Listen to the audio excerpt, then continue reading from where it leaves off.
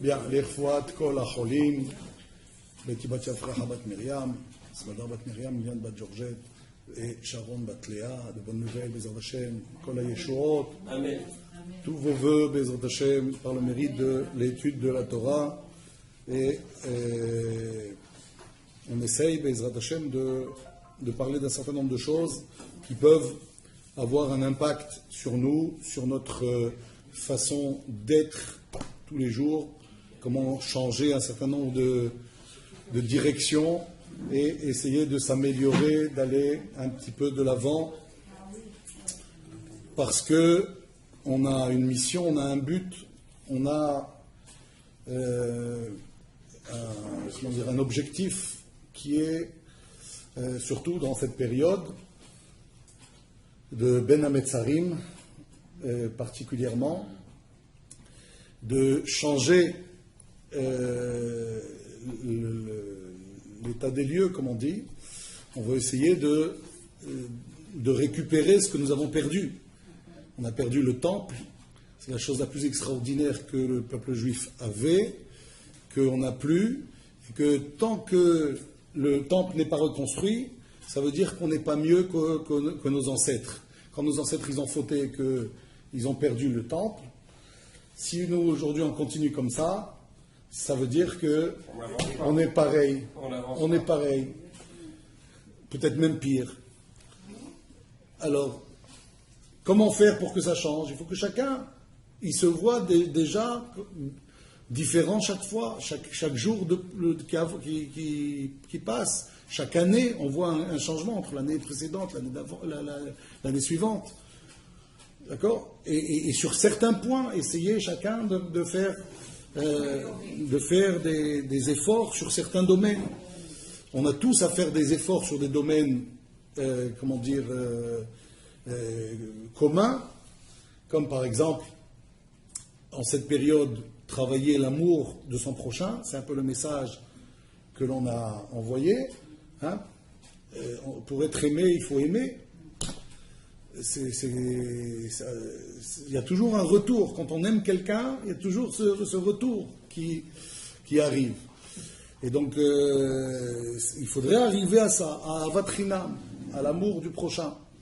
Il faudrait que l'on change le cours des choses. Il faut un peu plus tenir compte du kavod d'Akadosh Baruch Hu.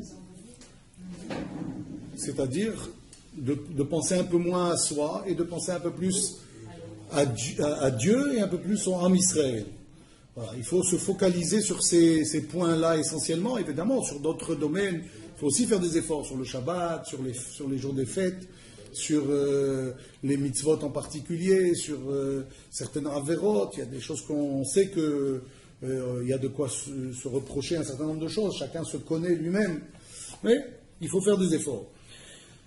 Et donc, ces parachiotes que nous étudions, on a parlé de Pinchas la semaine dernière, c'est généralement Pinchas, une paracha qui se trouve dans le Ben Hametzarim, dans les 3 semaines. Et il y a Matot, Mas'eh, qui souvent sont réunis, donc ça fait 2 avec Pinchas. Et il y a Devarim, qui clôt généralement ces 3 semaines.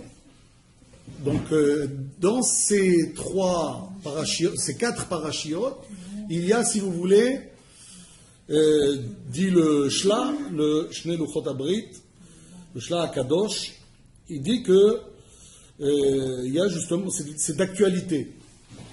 Ces 4 parachiotes sont d'actualité dans le sens où il est question, entre autres choses, de... Pourquoi vous ne rentrez pas? D'accord. Il est question de victoire sur l'ennemi. Il est question de se partager la terre pour les tribus. Dans notre paracha, déjà, on voit qu'il y a les tribus de Gad et de Réhouven qui ont demandé déjà à s'installer comme si les terres conquises faisaient partie déjà d'Eretz Israël. Donc c'est l'installation en Eretz Israël après tout ce périple dans le désert. c'est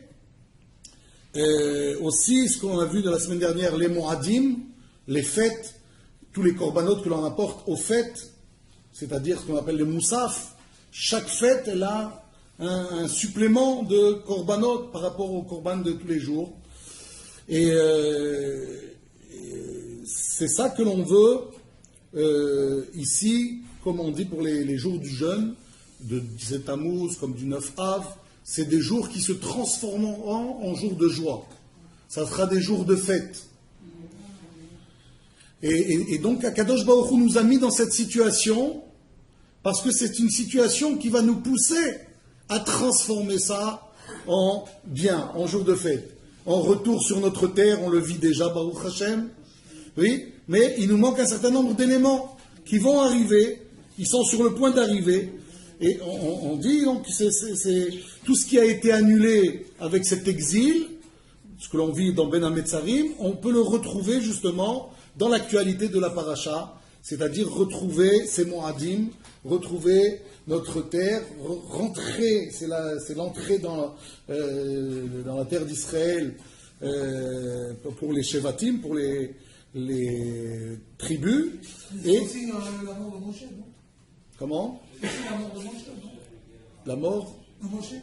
Oh oui, c'est bientôt. Ça veut dire c'est le dernier livre, le livre de Devarim, il est les derniers jours de Moshe. En fait, donc on est presque à l'entrée de la conquête. La dernière mission de Moshe Rabbeinu, c'était de conquérir Midian, de faire la guerre de Midian. C'était la dernière mission de Moshe Rabbeinu. Voilà, exactement. C'est ce qu'on va voir dans la paracha de cette semaine, justement. Et dans la paracha de Devarim, il y a Yosef Hashem Alechem Elef Peramim. Dieu va vous rajouter et va vous bénir comme il vous l'a promis. Ça veut dire en fait que c'est ça qui va se passer, que avec tout cet exil que l'on vit, si on sait l'utiliser comme il faut, alors on va vite reprendre Be'ezrat Hashem la main sur la terre d'Israël et en même temps sur tout ce qui nous était le plus cher en tant que peuple, comment dire, Am Segula, le peuple que Dieu a choisi pour être un peuple modèle sur cette terre. Maintenant, la paracha, elle a un certain nombre de sujets. Le premier des sujets, c'est quoi? C'est les Nedarim, les vœux. L'autre sujet de la paracha, ça va être la guerre contre Midian, la vengeance à appliquer sur Midian, parce que c'est Midian qui est à l'origine de la dernière Magefa, épidémie, qui a comment dire, causé la mort de 24 000 personnes. Et donc c'est là que Dieu va demander à Moshe de lancer cette opération. Dernière chose qu'il va accomplir avant de partir de ce monde et que les Béné Israël puissent rentrer. Il va y avoir donc cette guerre avec tout le butin qu'ils vont prendre et ils vont se le partager.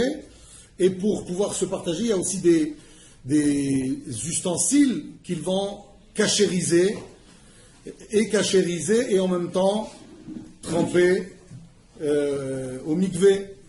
C'est ce que l'on apprend dans la paracha, les lois de la cachérisation et les lois de la purification, qui n'est pas la même chose, des ustensiles, puisqu'on a récupéré tous les ustensiles de ce peuple de Midian. Il va y avoir en dernier sujet de la paracha le fameux épisode dont on a parlé tout à l'heure, de Bene Gad et Bene Reuven, c'est-à-dire les deux tribus qui ont fait une demande spéciale à Moshe de ne pas prendre une part dans le territoire d'Israël, de Canaan, mais plutôt de prendre le territoire qu'ils avaient déjà conquis, les terres de Sichon et de Og, qui étaient de magnifiques pâturages pour leurs troupeaux, puisque ça tombait bien, ils en avaient beaucoup. Mais Dieu, il les a pas punis pour ça. Alors on va voir, justement, c'est un des sujets. On a juste survolé ces sujets, et on va en parler, Be'ezrat Hashem, en espérant en avoir le temps de le faire. Sichon et Og. Og.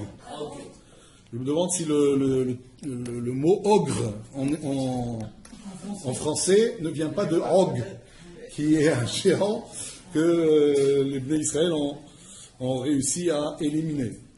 Plus exactement, Moshe Rabbeinu. Donc voilà.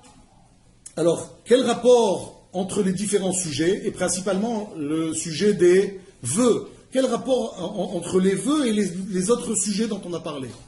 Alors il y a, vous savez, d'abord, toujours, d'une manière générale, il y a le contexte par rapport à la paracha précédente, et il y a ce qu'il y a dans la paracha, dans la suite de la paracha.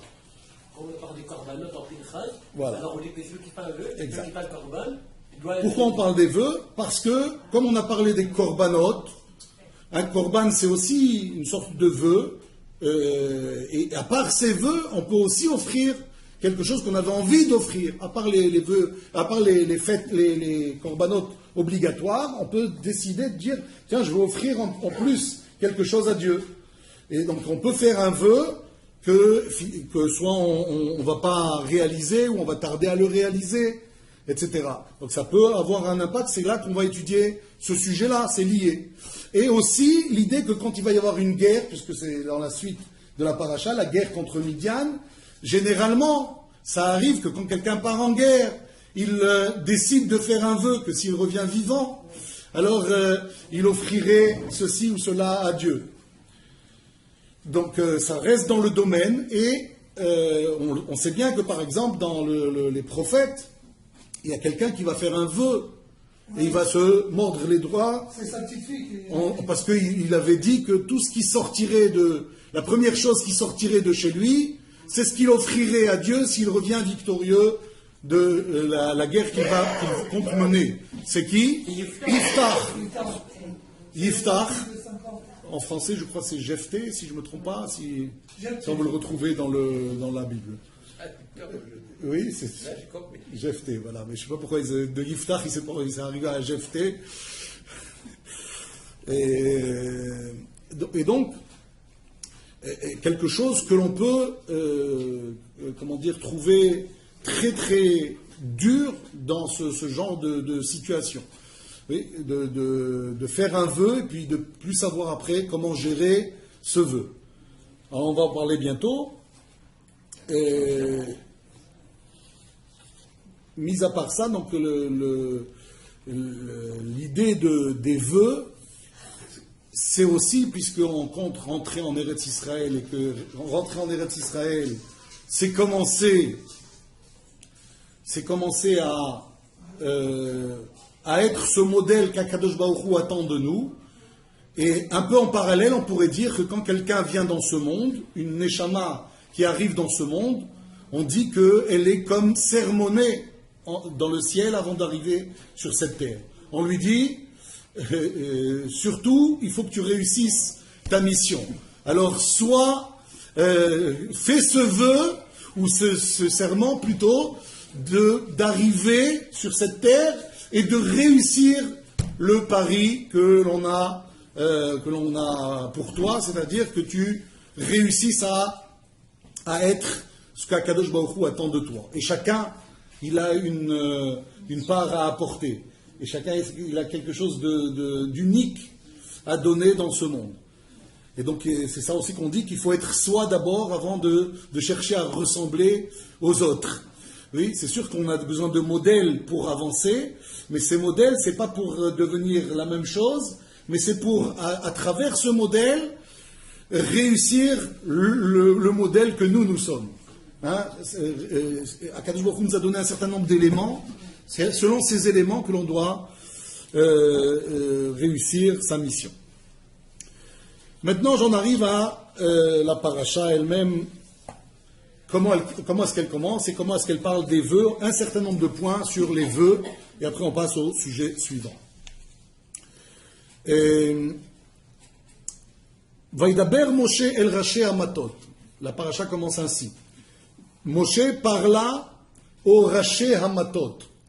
C'est Matot le nom de cette paracha. Les tribus. Moshe parla au chef Raché, chef des Matot. Matot veut dire Tribu, bâton, mais tribu. l'idée ici, elle est des tribus. Pourquoi les tribus s'appellent bâtons? Il y a un autre mot d'ailleurs pour dire tribu, c'est Shevet, Shvatim.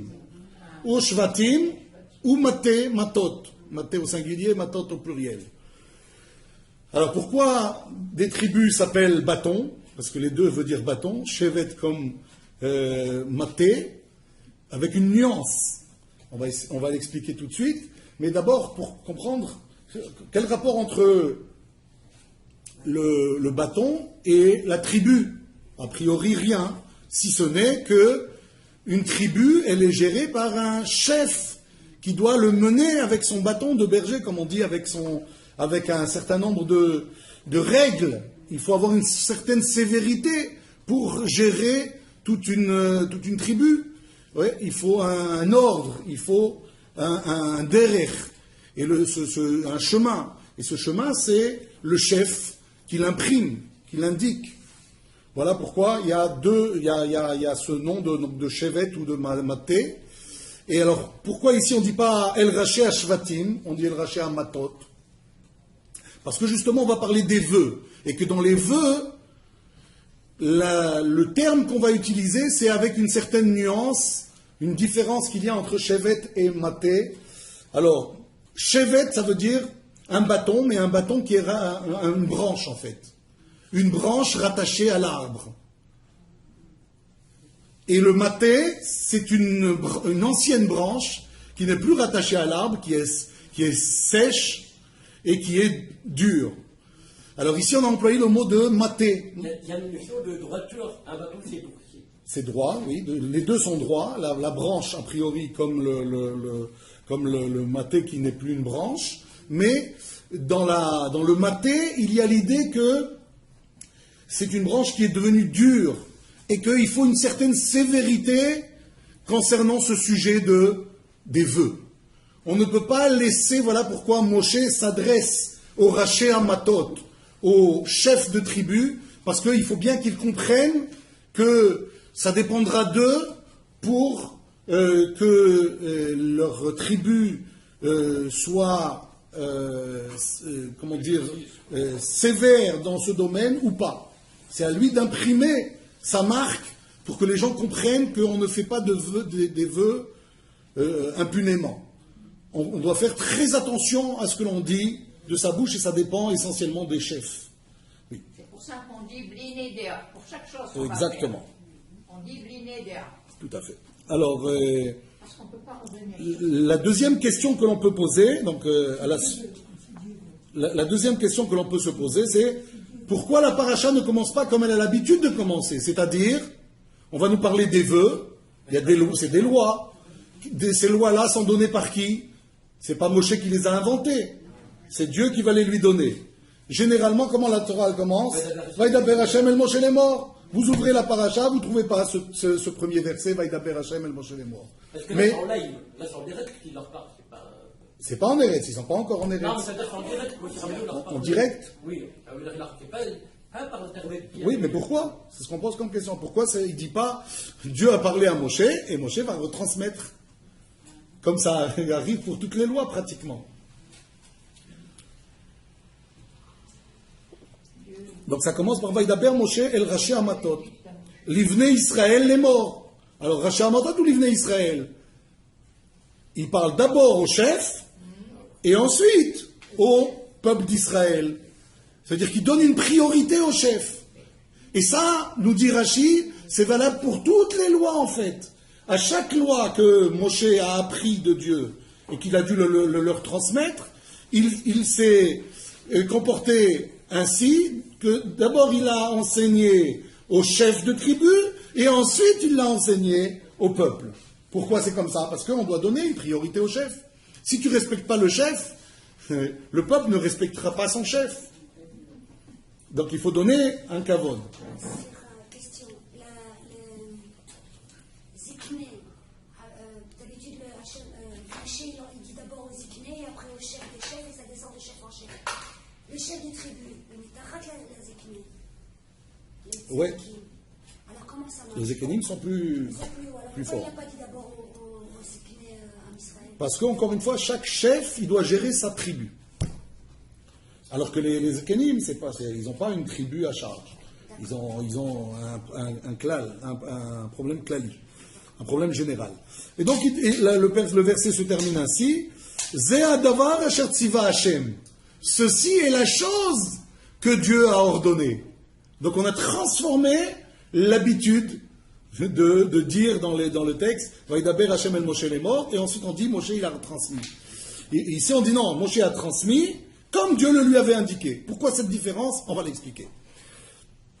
Oui. Ce que je veux dire, c'est à propos de ce qu'on a dit sur le début. Moi j'ai appris que Vaidaber Moshe Rashi Amatot, ce qui est intéressant avec cette fois-ci, c'est qu'il a dit au Rashi Amatot, et à Amisraël il n'a pas tout dit. Il a dit au Rashi Amatot, toutes les lois de comment on fait la Tarat et Darim. Amisraël il n'a pas dit. Pourquoi? Pour eux, ça ne soit pas facile dans leur jeu de passer sur le nez. Parce que sinon, ils pensent, s'ils auraient su qu'il y a Tarat et Darim, on se dit, je fais un jour en énerve, demain je vais me dire. Et à la fin, ils arriveront à des cas où ils ne peuvent plus corriger. Oui. Alors, donc là, il y a une introduction exceptionnelle qu'on ne retrouve pas, et pourtant, c'est comme ça que toujours Moshe fait, pas seulement pour les vœux. Mais là, on a besoin de s'en remettre au Rashi Amatot, et donc ils ont un rôle prépondérant, et justement avant de laisser la place aux autres, Moshe il a besoin dans ce texte-là de nous dire ces choses-là au Rashi Amatot d'abord. Et donc l'importance en fait, il nous dit Zeh hadavar, ceci est la chose. Ça veut dire quoi? Ça veut dire que le fait d'en référer au chef, ça, c'est quelque chose que je vous enseigne. Quand vous rentrerez en Eretz Israël, il faut toujours vous référer à vos chefs. C'est ça que Akadosh Baruch Hu attend de nous. On pourrait dire, on a la Torah, on va qu'à se débrouiller tout seul. Est-ce qu'on a besoin de ces chefs qui sont des humains comme nous? On peut pas plutôt de s'adresser à Dieu que de s'adresser à ses saints, comme on dit. Moshe vient, il dit non. Les Talmidei Hachamim, c'est par eux que passe la parole de Dieu. Et si vous les mettez à l'écart, vous aurez nécessairement un manque dans la parole de Dieu. C'est ça qu'on veut nous enseigner ici. Et le vœu est quelque chose de très important. C'est ce qui nous porte justement à changer, ce qui nous porte à, se rapprocher d'Akadosh Baruch Hu. Et donc celui qui veut se rapprocher de Dieu, il est obligé de se rapprocher d'abord des chefs, des hachamim. C'est pas pour rien qu'il y a des chefs. Les chefs, ils sont faits pour justement nous guider, parfois être durs avec nous. Et des fois, c'est quelque chose qu'on ne supporte pas. Alors, on les regarde d'un mauvais œil. On veut pas accepter ce qu'ils nous disent. Oui, on les accepte pas toujours, les chefs. C'est comme pour Moshe. On nous dit pour Moshe, par exemple, Od me'at uskaluni. Il a suffi de peu pour qu'il me lapide. Comme ça dit le Moshe. On ne peut pas imaginer comment Moshe il dit une chose pareille. Il a suffi de peu pour qu'il me lapide. Et puis on voit que dans la paracha, quand Moshe il va dire, tout le monde va comprendre que la dernière mission de Moshe, c'est quoi? De faire la guerre à Midian. Et pour faire la guerre à Midian, il faut choisir un certain nombre de combattants. Et ils savent que une fois qu'on a fini la guerre, Moshe il va partir. C'est ces derniers jours. Et si Moshe il traîne, il reste 1 an, 2 ans avant de commencer cette guerre. C'est 1 an, 2 ans de gagner. On l'a avec nous. On peut le garder plus longtemps. Et donc on dit Vaïmasserou. Qu'est-ce qui s'est passé? Tout le monde a traîné les pieds. Personne ne voulait y aller. Il a fallu les prendre de force. Il a fallu les enrôler de force. On les a choisis. On a dit, toi, allez hop, t'es enrôlé. Pourquoi ils ne voulaient pas y aller? Parce que y aller, c'est perdre Moshe. Celui avec qui on était pendant 40 ans, qui nous a enseigné la Torah, qui nous a sortis d'Égypte, qui nous a menés jusque-là, qui a fait les guerres de Sichon et de Og. C'est lui qui a combattu Og le géant. Il l'a mis à terre. Qui est capable de faire tout ça? Moshe, on en a besoin. On ne veut pas qu'il parte. Alors ils n'étaient pas prêts à aller en guerre. On dit, regardez la différence. Moshe, il disait, Od me'atus kaluni. Ils étaient prêts à me lapider. À certains moments, oui. Et puis là, on voit, à la fin de la vie de Moshe, ils sont tous là, personne ne veut y aller. Ils adorent Moshe. Alors ça veut dire quoi? Il y a une évolution. Il y a une évolution, et ça veut dire aussi que c'est pas toujours ce qu'on croit. C'est pas toujours ce que l'on voit qui est juste.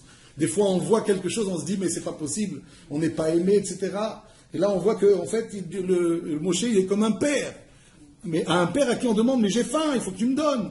Alors, on ne parle pas toujours bien, hein, on est un peu familier avec ce père, mais dès qu'on sait que c'est le moment où il va partir, comme quand nos parents, on savait que c'était le moment qui approchait pour qu'il parte, alors là, jamais on dévoile en fait quel est le fond de notre pensée. Et ce qui s'est passé avant, c'était des petites choses en fait.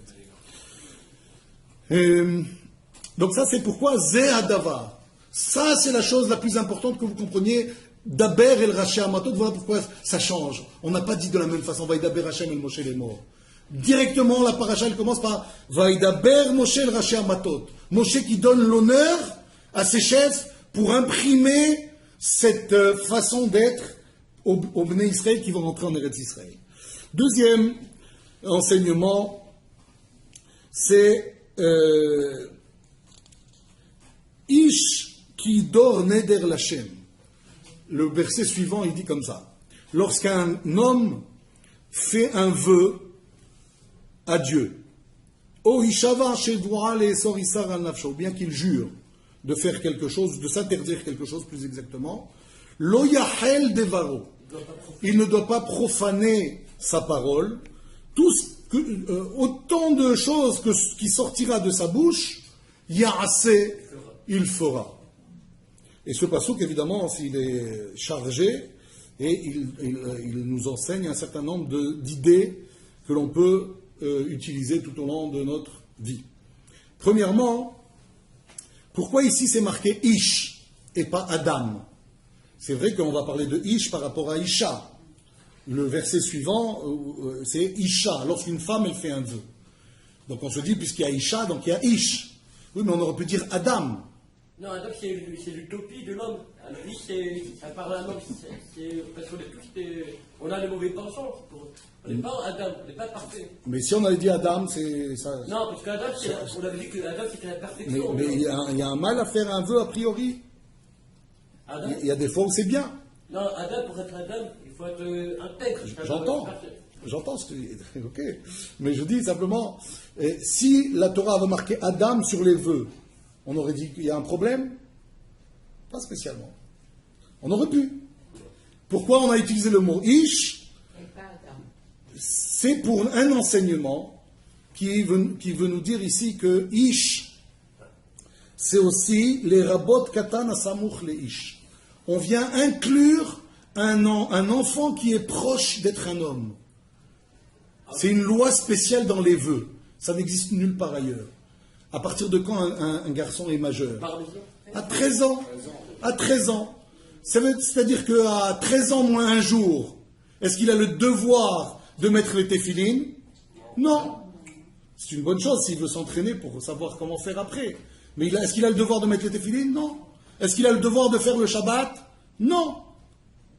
Il n'a pas le devoir de faire le Shabbat. C'est ses parents qui ont le devoir d'inculquer à leurs enfants de faire le Shabbat. La cacheroute, toute chose. Et il y a des domaines plus importants que d'autres, comme le Shabbat et la cacheroute, où c'est très important parce que c'est ça qui va imprimer, si vous voulez, tout l'avenir de cet enfant. Mais il n'empêche que ce n'est pas l'enfant. C'est-à-dire que si l'enfant n'a pas fait Shabbat, il ne peut pas être puni pour ça. Comme pour la cacheroute d'ailleurs. Il n'empêche que pour les vœux, il y a une exception. À partir de 12 ans déjà, il est responsable de ses vœux.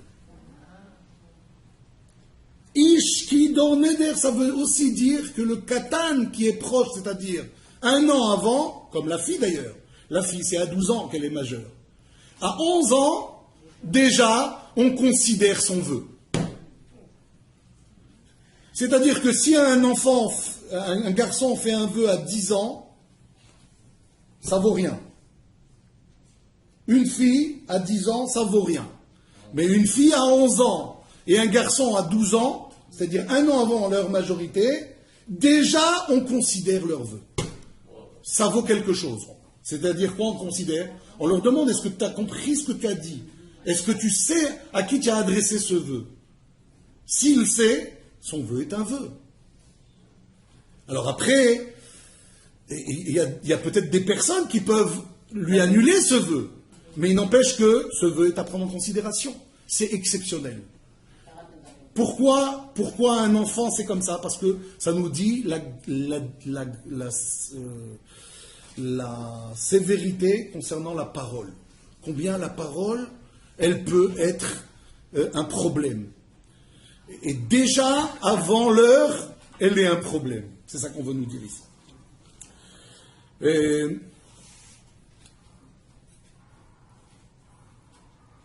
Dans la suite des sujets de la paracha, Ish ki dor neder. Quand un homme fait un vœu, c'est comme ça qu'on le traduit. Mais si vous les traduisez littéralement, comment ça donne? Ish ki dor neder. Lorsqu'un homme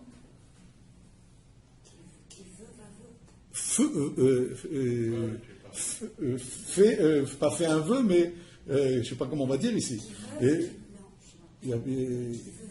qui prononce un vœu. Mais c'est le même mot. Qui dort, neder. C'est une redondance, c'est une redondance. Il fallait dire qui dort. Lorsqu'un homme fait un vœu, qui dort. Pourquoi dire qui dort, neder? Alors, parce que on vient nous dire ici qu'il y a un certain nombre de restrictions pour dire qu'une parole, elle est une véritable parole. Comme par exemple, ce que l'on va voir dans la paracha, quand les Bnei Gad et Bnei Reuven vont demander à s'approprier un territoire, Moshe va faire avec eux un tnaï, une condition. Cette condition n'est valable que si elle a quatre paramètres. Premier paramètre, il faut que ce soit quelque chose de concret. Si ce n'est pas quelque chose de concret, alors ce n'est pas un vœu. On ne peut pas dire je t'interdis de profiter de ma marche. Il n'y a rien de concret dans la marche. Je t'interdis d'entendre ce que je dis. Ça n'a rien de concret. Pour interdire quelque chose ou pour faire un vœu, il faut quelque chose de concret. On ne peut aussi interdire quelque chose qui est déjà interdit. Quelqu'un qui dit je m'interdis de manger du cochon. Est-ce que ça s'appelle un vœu? Non, parce que c'est déjà interdit. C'est-à-dire que si quelqu'un mange du cochon, à part l'interdiction de la Torah, il n'a pas une interdiction d'avoir formulé un vœu, d'avoir pas respecté un vœu qu'il a prononcé. Il faut que ce soit quelque chose de réel. On ne peut pas parler sur quelque chose d'irréel. Ça neder. Idor, ish neder. Et enfin, il faut, en fait, quelle que soit la formule que l'on utilise, si ça rentre dans l'idée d'un vœu, ça s'appelle un vœu, même si ce n'est pas le mot neder. Même si quelqu'un dit je dis pas je fais le neder, il dit je décide d'aller à tel endroit, c'est comme un neder. Chaque parole prononcée, ça a une connotation de neder. Voilà pourquoi, à la suite de ça, on dit Lo Yahel Devaro. Quelle est la question? Lo Yahel Devaro. Il ne profanera pas sa parole. On s'attendrait à quoi quand la Torah nous dit il ne faut pas qu'il profane? Profaner quoi? Ben, le vœu. Profaner son vœu. La Torah aurait dû dire Lo yahel nidro. La Torah vient dire Lo yahel devaro. Il ne faut pas profaner sa parole. De là, on nous fait comprendre que c'est pas seulement le neder qui pose problème, c'est même une parole. Quand j'ai donné une parole, c'est déjà comme un vœu. Et donc, il faut apprendre à peser chaque mot que l'on sort de sa bouche. Et la Torah nous dit Lo yahel devaro, kechol hayotze mipiv yaase. Il ne profanera pas, il fera tout ce qu'il a dit. Ben oui, s'il ne profane pas, c'est qu'il doit faire. Pourquoi tu me dis les deux? Ben, on a besoin des deux cas. Alors. C'est-à-dire, comment on a besoin des deux cas? Il y a, monsieur Jean-Parent, c'est bon. Ben, si, Vous répondre rapidement. Alors, dans ces cas-là, il y a le cas où il a dit Ishki dor neder, ça veut dire que c'est une action active. Et tandis qu'après, Ishabal les sort, s'interdire. Il y a les deux. Voilà. Il y a le positif et il y a le négatif. en fait, C'est-à-dire que quand on fait un vœu, on transgresse deux choses. On transgresse le positif et le négatif. L'oyaché, c'est-à-dire que quand on ne fait pas ce qu'on a dit, alors on a profané et on n'a pas fait ce qu'il fallait faire. Vous comprenez? Alors, il y a un certain nombre de lois qui peut annuler un vœu. Il y a le père par rapport à la fille. le mari par rapport à sa femme. Est-ce que tout le temps, un père peut annuler le vœu de sa fille? Non, si la fille est mariée, parce qu'elle dépend de son mari. Si la fille est mariée, on ne parle pas de mariée, on parle d'une fille qui est encore chez son père. Est-ce que tout le temps, une fille qui est chez son père peut lui annuler son vœu? Je pense non. Si elle est boguerette, si elle est grande, si elle a 13 ans, 14 ans, et qu'elle décide de faire un vœu, son père ne peut pas lui annuler. Quand la Torah dit on peut lui annuler, c'est seulement un âge précis, une fourchette de cet âge, où le père il a encore la possibilité de dire à sa fille non, t'es pas encore assez mûr pour décider de ce qu'il faut faire. Et là, moi, j'interviens. Et pour intervenir, il faut qu'il dise une formule spéciale. Le mari, s'il doit, lui, annuler ce que sa femme a dit, c'est une autre formule. Voilà pourquoi, vous vous rappelez la question de tout à l'heure, le texte commence par Zehadavar. Ceci est la chose. Ça veut dire quoi, ceci est la chose? C'est quelque chose de très précis. Ceci est la chose. Ça veut dire, dans tel cas, il y a seulement cette formule qui marche. Dans un autre cas, il y a une autre formule qui marche. Tu as dit l'inverse. Tu as inversé les formules. Là, le vœu n'est pas remis en question. Alors, quelle est la phrase pour le père? Quelle est la phrase pour le mari? Pour le père, on dit ici Veshama avia et nidra vesara asher asra nafsha vechirishla vekamu kol nedare vecholisar asher asra nafsha yakum veim eni avia ota. Et si le père refuse cela, beyom shomro. En fait, non. Voilà. On avait expliqué que le père et le mari, c'est la même chose. Le père et le mari, c'est la même chose. Ça s'appelle hafara. Hafarat nedarim. Donc, on dit moufar. C'est nul. Ton vœu est nul. Par contre, quand c'est hatarat nedarim, on dit mutar. Mutar là.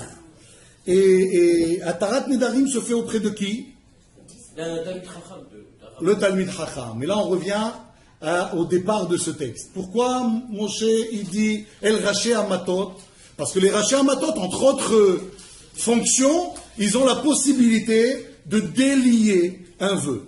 Et qui parle de délier un vœu, c'est en fait pas dire qu'il est nul au moment où je l'ai annulé, mais il est nul dès le départ. Dès le départ, il est comme si il n'a jamais existé. C'est ça la différence entre Hatara et Hafara.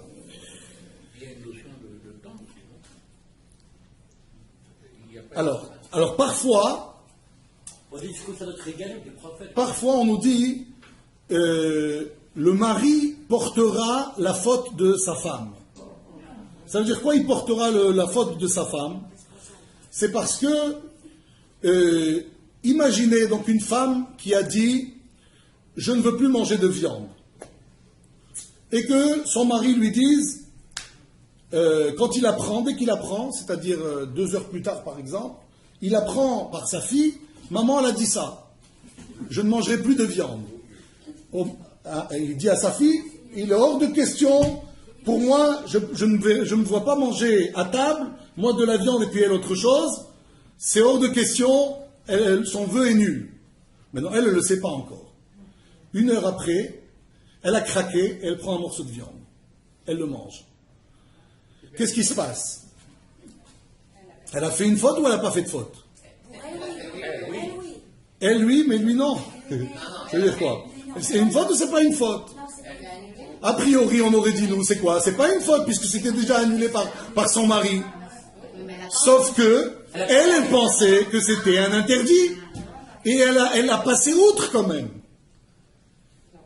On dit, dans ce cas-là, son mari portera sa faute. Ça veut dire qu'en fait, quand lui l'a délié, il aurait fallu lui dire immédiatement, pour ne pas que ça arrive, cette possibilité que elle estime qu'elle a, craqué et fait le contraire de son vœu. Ça, c'est encore une loi aujourd'hui. Mais il n'empêche, Encore une loi, ça, aujourd'hui. oui, c'est une loi tout le temps. Alors, les hommes, il faut parler directement de ça. Et c'est marqué par ailleurs, Vachem Islachla, Dieu lui pardonnera. Ça veut dire quoi, Dieu lui pardonnera? Ça veut dire que quelque part, Akadosh Baruch Hu, il donne un exemple, que même si effectivement ce qui a été fait est très mal, mais il n'empêche que Akadosh Baruch Hu donne la possibilité du pardon. Pourquoi? Parce qu'il faut que la paix retourne dans le foyer.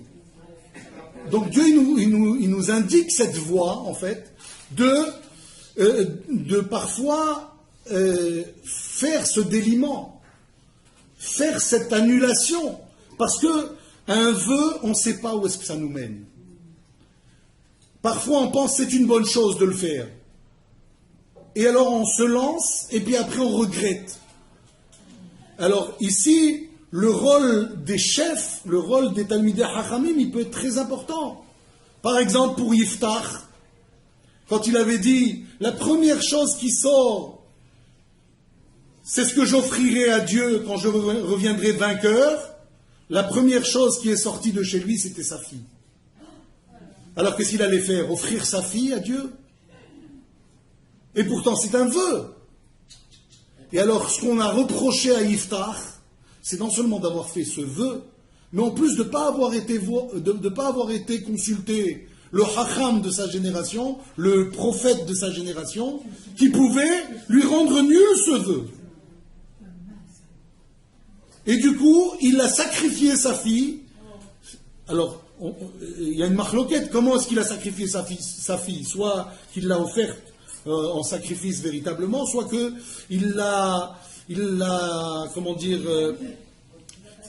bannie quelque part où elle ne s'est jamais mariée, il a été au bout de son vœu, mais ça a été quelque chose d'horrible.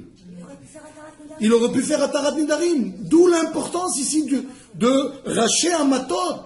Il ne faut pas hésiter quand on a fait quelque chose de pas bien, d'essayer de trouver la solution. Là, c'est aussi des fois dans un foyer. Imaginez, pourquoi c'est grave de faire des vœux? Parce qu'on rend la vie impossible à sa famille. Quelqu'un qui fait un vœu et puis après, on peut... Je fais le vœu de plus jamais prendre la voiture. Vous imaginez? Alors qu'on ne peut plus sortir ensemble. C'est des exemples bêtes. On voit que Moshe Rabbeinu, il a fait faire Atarat Nedarim avec Kadosh Baruch Hu, au moment de la faute de Vaudor, au moment où Kadosh Baruch Hu a voulu terminer le peuple, Moshe Rabbeinu, il a fait Atarat Nedarim par rapport à Kadosh Baruch Hu. Donc du coup, il n'a pas exterminé. Ok. Razak. Non, c'est bien, il y a des choses à rajouter. Il y en a beaucoup d'exemples comme ça, si vous voulez. Mais il faut bien comprendre ici pourquoi la Torah, elle dit le père, il a une possibilité à un moment donné de changer le cours des choses. Le mari, parfois, il peut le faire. Mais attention, c'est limité. On nous dit par exemple, le mari, s'il a entendu et il a laissé passer la chose, et que le soir est tombé, et il veut revenir maintenant sur ça, c'est trop tard. Quand on laisse passer, on se tait, alors ça peut être dramatique. Voilà pourquoi il faut de la dureté, de la sévérité. Il faut parfois, prendre le taureau par les cornes. Dire, il y a eu un vœu, je mets une réserve sur ça. Je réfléchis comment je vais décider de la suite des choses. Bon, on ne va pas s'éterniser sur ce sujet, parce que malheureusement, le temps, Le temps est court. il est déjà presque épuisé, malheureusement. Mais simplement encore, on l'a déjà dit, je pense, et certains le savent, mais c'est important de le rappeler, parce que ce qui compte, ce qu'on a dit au début du cours, c'est quoi? C'est de parfois réaliser un certain nombre de choses pour changer. Et donc je répète encore cet enseignement que vous devez sûrement connaître. La Torah dit, Lo yachel devaro kechol hayotse mipiv ya'aseh. Il ne profanera pas sa parole, il fera tout ce qu'il a dit. On dit c'est une répétition, a priori. On dit non, ça peut se lire d'une façon différente. Vous savez, la Torah, elle se lit de différentes façons. Tu peux le lire comme ça. Lo yachel devaro, celui qui ne profane pas sa parole, quand il dit une parole, il la tient, il va jusqu'au bout. Il évite de dire des paroles. Et quand il le dit, il le respecte. Alors, kechol hayotse mipiv, tout ce qui sort de sa bouche, yarase, il le fera qui? Qui le fera? Attendez, pas où Dieu le fera. Dieu. Si toi, tu respectes ce que Dieu a demandé, de respecter ta parole, c'est ça un éder on le fait à Dieu. Tu as promis quelque chose à Dieu, tu dois le réaliser. Si toi, tu réalises que tu demandes, ce que tu décides de donner à Dieu, alors Dieu fera ce que tu diras. Ça veut dire quoi? Ça veut dire que les moindres de tes prières, Dieu les entend et les exauce. Quelqu'un qui, quand il pas fait un vœu, parce qu'il ne faut pas faire de vœu, sauf exception à la règle. D'une manière générale, on ne doit pas faire de vœu, jamais. On doit toujours dire Bli Neder. Même quand c'est autorisé, il vaut mieux dire Bli Neder. Sauf vraiment quelques exceptions près. 2 secondes. Mais si on fait ça, alors Akadosh Baruch Hu, il voit que tu es quelqu'un qui respecte sa parole. Ta parole, elle a du poids. Ta parole, elle est entendue par Akadosh Baruch Hu. Et ça, on doit réaliser, Rabotai. C'est quelque chose que chacun doit penser. Je dois faire attention à ce que je dis si je veux que quand je demande quelque chose à Dieu, il le prenne en considération. On dit des fois, combien de fois on s'est dit, pourquoi je prie et Dieu ne m'entend pas? Si on s'entendait un petit peu, combien on déblatère, combien on sort des choses de notre bouche, et on ne le respecte pas, et on est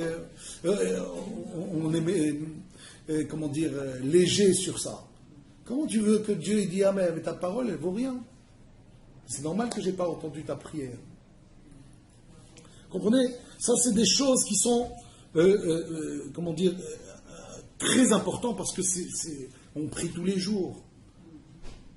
Mais seulement, notre parole, elle n'a pas beaucoup de poids. Et lui, c'est de dire, et Marmette, mais ça, Ouais. Alors, ce que je voulais dire d'abord, c'est que j'avais une question à propos de l'Iftar. Ensuite, il n'a pas pu simplement donner sa fille à un Cohen, la marier, quoi, ou alors la faire servante il n'a pas pensé, il a pensé que c'était très restrictif ce qu'il avait dit, et qu'il n'y avait pas d'autre possibilité. Mais s'il avait été voir ce prophète, on ne serait pas là. Il y avait aussi une autre chose, c'est à propos du. Ce que vous avez dit, j'ai appris l'un des cas où il a le droit de faire un L, c'est pour ne pas passer sur la rayon, au cas où il a un bon lycéen. Je ne me trompe pas si c'est de David, un attentat, je crois. Ouais. Il y a certaines personnes par rapport à ça. Je ne sais pas, il faudrait vérifier. Alors, donc l'importance de s'engager. Hein, quand on s'engage sur quelque chose, on le voit dans la paracha, un autre sujet. On n'aura peut-être pas le temps de faire d'autres, mais au moins celui-là, au moins quelques éléments. Donc on a parlé des conditions des deux tribus. On leur a dit, si vous allez combattre avec vos frères, alors vous recevrez ces territoires. Si vous n'allez pas combattre avec vos frères, vous ne les recevrez pas. On se pose la question, pourquoi c'est dit 2 fois? Il suffisait de dire une seule fois. Si vous faites, vous avez le droit. Pourquoi dire si vous ne le faites pas, vous n'aurez pas le droit? On dit qu'une condition pour qu'elle soit valable, il faut dire les deux. Il faut dire si oui, voilà ce qui se passe, et sinon, voilà ce qui se passe. Parce que on trouve toujours des excuses pour dire oui, mais moi j'ai pas pensé à ça quand j'ai dit oui. Et quand on dit oui et non, là on est coincé. Comprenez, quand on veut faire une condition, on est obligé de coincer. Si vous coincez pas, il y a toujours une possibilité pour que ce tenaille, il parte en sucette. Il y a le Marat qui dit Kol amatne alama shekatuba Torah, tunao batel. Alors d'un coup, celui qui fait les conditions par rapport à ce qui est écrit dans la Torah. On ne parle pas de ce qui est écrit dans la Torah, on parle d'une condition qui n'a rien à voir avec la Torah. On est d'accord. Donc, imaginez par exemple que je m'engage à faire des travaux quelque part, oui. Et si je fais ces travaux, je reçois ce loyer. C'est un exemple.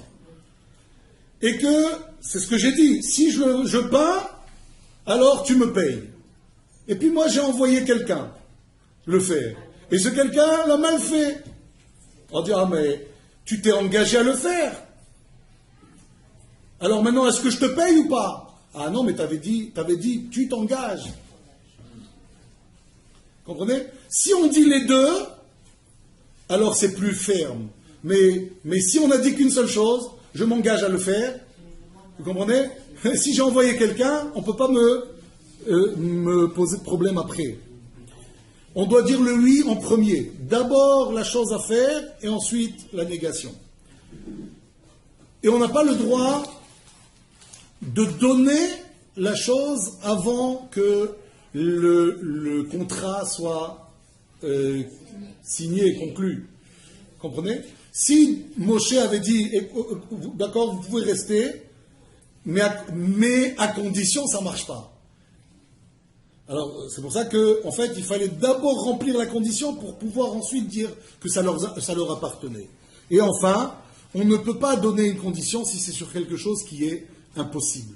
Si une fois j'ai dit à quelque chose de faire quelque chose d'impossible, même si c'était une condition, cette condition, elle tombe à l'eau.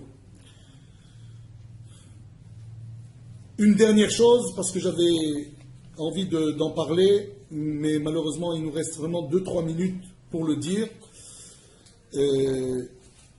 Concernant la guerre contre Midian.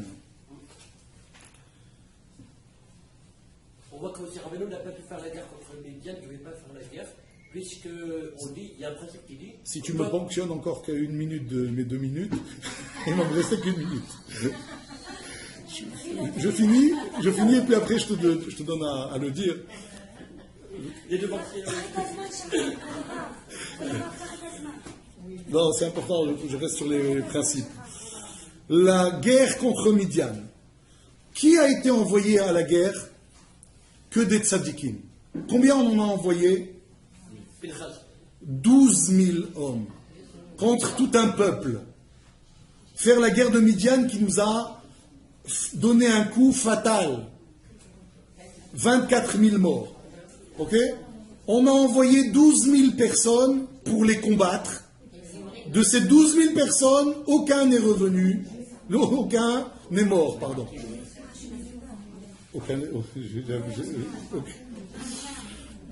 Tout le monde est revenu indemne, d'accord? Cette guerre-là, elle paraît dans la paracha une guerre immorale. Elle paraît. Pourquoi elle est immorale? Parce qu'on tue tout le monde là-bas. On tue presque tout le monde. Alors on se pose la question de la moralité de cette guerre. Et la Torah nous fait comprendre que pourquoi on n'a envoyé que des tzadikim à cette guerre.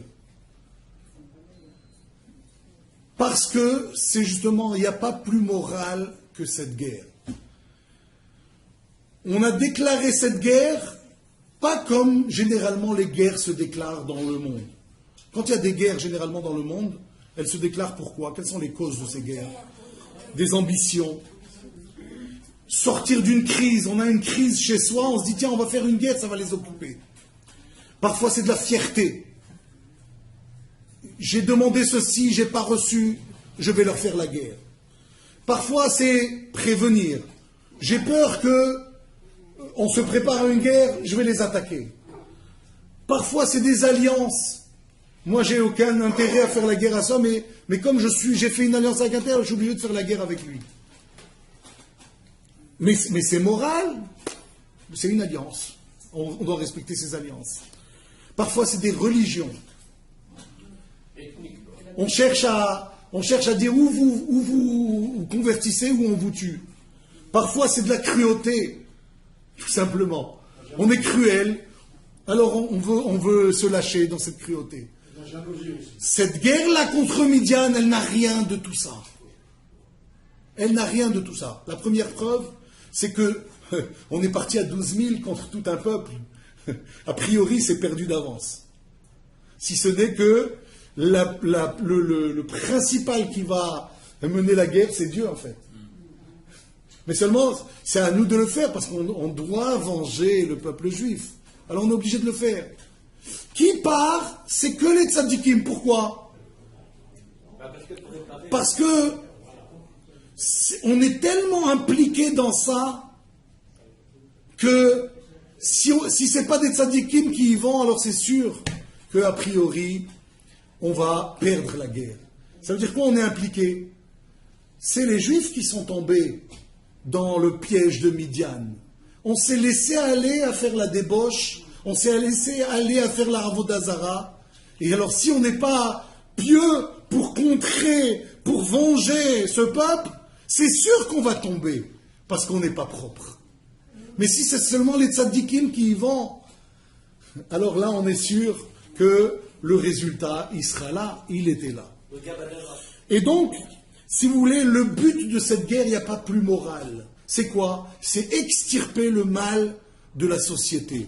Ce peuple, c'est un peuple qui a cherché à débaucher, c'est-à-dire à quelque chose de... Il n'y a pas plus immoral que ça. Faire tomber un peuple par la débauche. Alors parfois, faire une guerre, c'est ça la morale. C'est ça la paix dans le monde. C'est ça, faire en sorte que après cette guerre, il va y avoir quelque chose de moral, il va y avoir quelque chose de propre, de net. Et voilà pourquoi, si vous voulez, Israël a toujours été cette armée morale. On n'a pas plus morale que l'armée d'Israël. Puisque même quand on a attaqué Midian, figurez-vous qu'on les a attaqués sur 3 fronts. Pourquoi pas sur 4? C'est interdit. Parce qu'on laisse toujours la possibilité de fuir. S'ils avaient fui, ils n'auraient pas été éliminés. On les a éliminés parce que ils ont cherché à nous faire du mal, et s'ils nous font du mal à nous, ils le feront aux autres, et que quand on les a éliminés, ça a débarrassé la société de ces gens de mauvaise morale. Vous comprenez? Et donc, sur ça, je voulais terminer. On ne peut pas être pacifique à tout prix. Surtout si l'ordre, il vient de Dieu, c'est clair que la paix, elle ne vient que si on accomplit cet ordre, même si parfois, il paraît complètement immoral. Tu veux rajouter? Merci à vous.